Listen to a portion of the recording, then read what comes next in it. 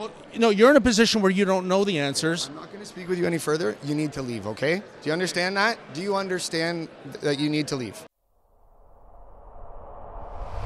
We have tried various contacts, but we haven't heard, and we're trying to find out who is kicking us out here, sir. Okay, so it's been explained to you that you're not welcome here for the convention? Why is that, sir? You'd have to ask the convention that?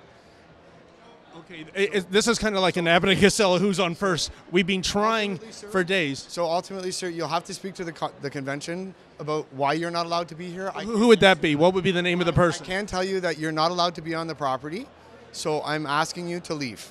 So you're asking us to leave the hotel itself? That's what I've just said. Okay, then, sorry, and who are you? You are? I'm the hotel security manager. Okay, then, and why are we being asked to leave the hotel? You're not welcome here. I've already explained that to you. But we are members of the press here. We're trying to cover this. But you haven't been registered. That's up to the party, not to the hotel. I see every other media outlet allowed in. Why are we not allowed in? Sir, I can't answer that question for you. I don't work for the PC party.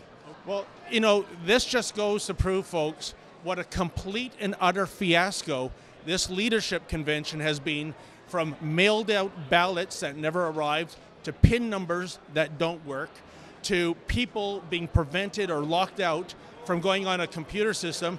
Here we are, a member of the press, trying to cover a convention, and you see we have these fine gentlemen here telling us not only are we not welcome on the convention floor, we have to leave the property. I'm the security for the event and I'm asking you politely to leave. He's the security of the hotel and he's asking you to leave the hotel property. And at the moment you're considered trespassing.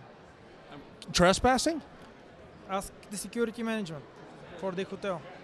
So a PC party honcho has sent a text, and basically it was a little cryptic. It said, sorry, what you guys did in Ottawa made it impossible for us to come here and cover the conference. So I don't know what we did in Ottawa.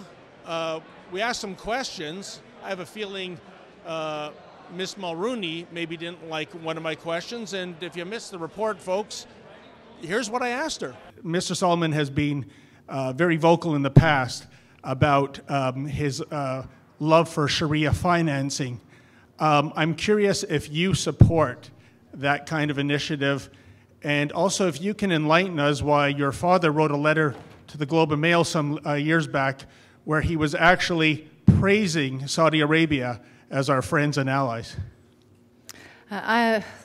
Waleed Solomon and my father work at the same law firm, and they're both partners there. I have no comments on any letters that either of them have written, and I'm happy to talk about ideas that are before me as a leadership candidate for the PC Party of Ontario.